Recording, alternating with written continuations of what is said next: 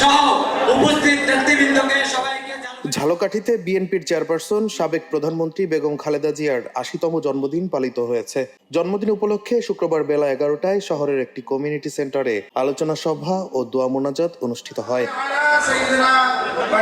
এতে বক্তব্য রাখেন বিএনপির কেন্দ্রীয় কমিটির ধর্মীয় বিষয়ক সম্পাদক রফিকুল ইসলাম জামাল, বরিশাল বিভাগীয় সহ সাংগঠনিক সম্পাদক মাহবুবুল হক নান্নু, সাবেক সংসদ সদস্য ইসরাত সুলতানা ইলেন ভুট্টো। অনুষ্ঠানে সভাপতিত্ব করেন ঝালকাঠি সদর উপজেলা বিএনপির সাবেক সভাপতি সরদার এনামুল হক এলিন।